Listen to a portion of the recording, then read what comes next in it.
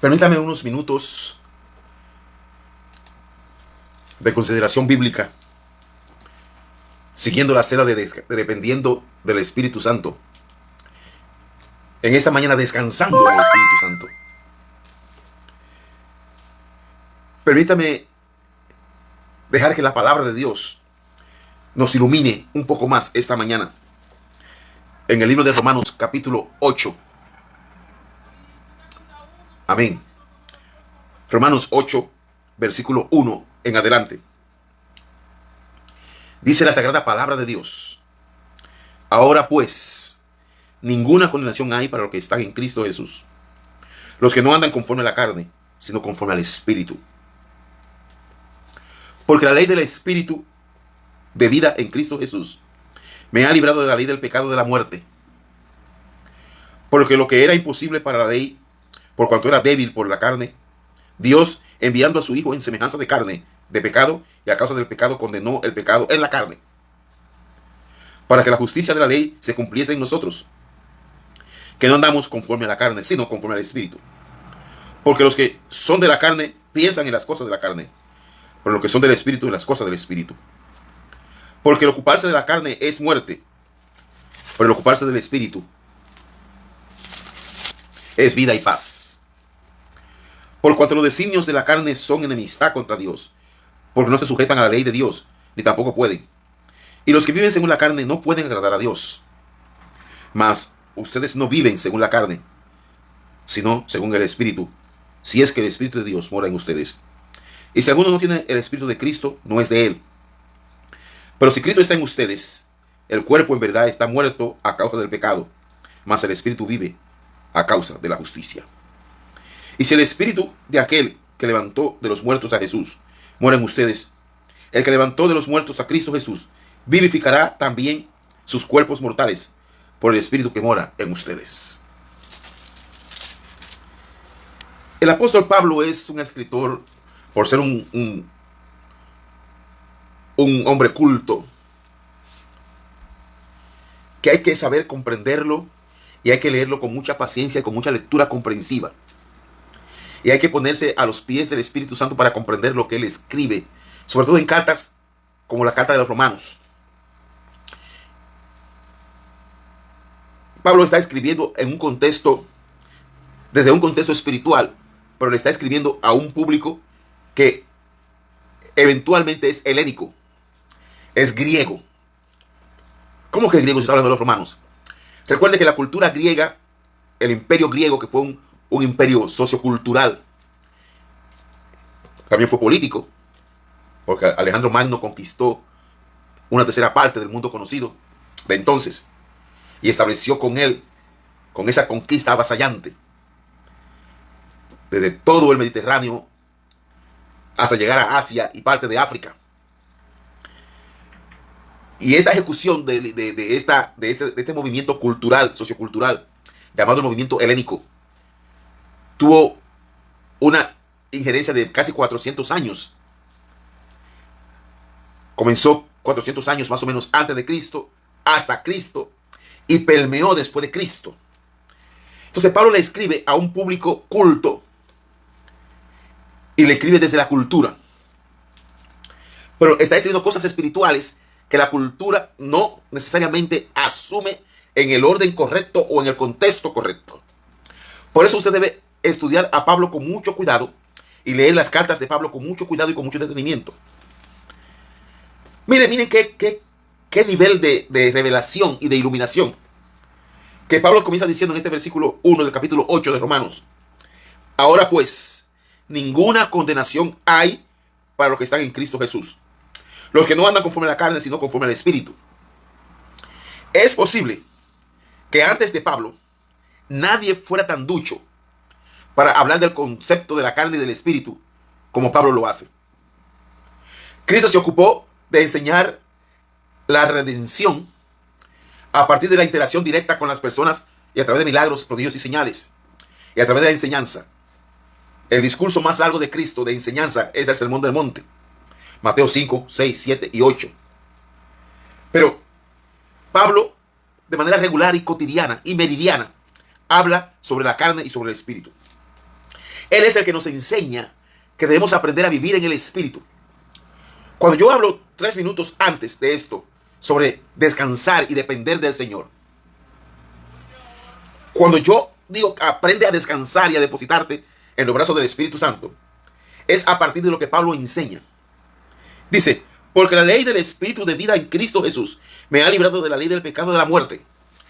Este paralelo, la ley del Espíritu de vida en Cristo, contrapuesto a la ley del Espíritu, de la ley del pecado y de la muerte. Vida, muerte. Espíritu, carne. Sería bueno hacer el paralelo y escribir en un cuaderno espíritu, carne, y ver las contraposiciones, las dicotomías existentes entre ambas, para poder comprender qué exactamente Pablo está enseñando. Porque la ley del Espíritu de vida en Cristo, la ley del Espíritu de vida en Cristo, ya eso es un título para un tratado de 500 páginas. La ley del Espíritu de vida en Cristo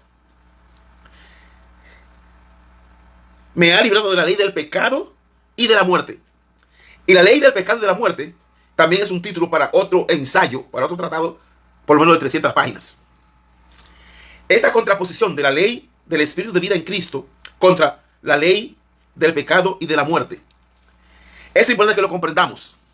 Usted está llamado de estar en el contexto. Cuando Pablo dice la ley, no se refiere a la ley mosaica, no se refiere a la ley judaica, se refiere a una ley espiritual, a un paradigma nuevo, que hasta este momento, hasta esta parte en que Pablo comienza a escribir, posiblemente no se conocía o no se manejaba tanto como Pablo lo expresa y lo enseña. La ley del Espíritu de vida en Cristo Jesús es un paradigma contrapuesto al otro paradigma, la ley del pecado y de la muerte. El cristiano está llamado a vivir en el paradigma de la ley del Espíritu de vida en Cristo. La ley del Espíritu de vida en Cristo. No es fácil, por lo que Pablo dice a continuación. Porque lo que era imposible para la ley, por cuanto era débil por la carne, Dios enviando a su hijo en semejanza de carne, de pecado, y a causa del pecado, condenó al pecado en la carne. Ok, ¿cómo el Señor destruye la ley del pecado y de la muerte? Poniendo en el centro de ese marasmo, de ese huracán llamado la ley del espíritu de muerte y de pecado, enviando a su Hijo Jesucristo, dándole una pócima de su propia medicina a la carne, poniendo a Cristo en carne en medio de la tormenta del pecado, para que desde adentro Cristo hiciera las reformas y los cambios y estableciera e instaurara la ley del espíritu. Suena un poco complicado. Para que desde dentro de la tormenta del pecado, Cristo siendo carne, establecía los parámetros de posibilidad de que se puede vivir en medio de la carne siendo espiritual. Wow. Yo no quiero sancionarte complicado, pero es que es complicado. Cristo, Dios dice, porque lo que era imposible para la ley, por cuanto era débil por la carne, Dios, enviando a su Hijo en semejanza de carne, de pecado y a causa del pecado. Es decir, Cristo se hizo pecado a causa del pecado. Cristo se hizo carne a causa de la carne, para mostrarnos a usted y a mí, y para establecer el nuevo paradigma de que se puede vivir en un sistema de carne siendo espiritual. Es decir, sobreviviendo por encima de la carne en el mundo del espíritu. Por eso, cuando yo te digo descansa en el espíritu, es un concepto que para muchos puede ser complicado o no pueden encontrar la forma de cómo hacerlo, porque no hay un método, no hay una metodología, no hay un paso 1, 2, 3, 4 y 5 para lograrlo. El único método que existe es la dependencia del Espíritu Santo para lograrlo. Usted y yo no vamos a lograr descansar en el espíritu desde nuestra concepción intelectual, desde nuestra voluntad y desde nuestras emociones. Es imposible, porque el alma es corpórea, es sensorial. Emociones, intelecto y voluntad pertenecen al cuerpo, pertenecen a la carne, pertenecen a este paradigma de cosas. Y es imposible que alma, cuerpo y espíritu, que emociones, voluntad e intelecto se adecúen por sí mismos, se revitalicen a sí mismos y adopten la posición correcta, porque no pueden. Dice, porque lo que era imposible para la ley, por cuanto era débil por la carne, es imposible. Es imposible que la carne diga, hoy soy espiritual. Necesitamos de la dependencia del Espíritu Santo para ser espirituales. Él es el que nos ayuda en nuestras debilidades. Él es el que nos ayuda en esta incapacidad, en esta imposibilidad. Aleluya. Él es el que nos ayuda.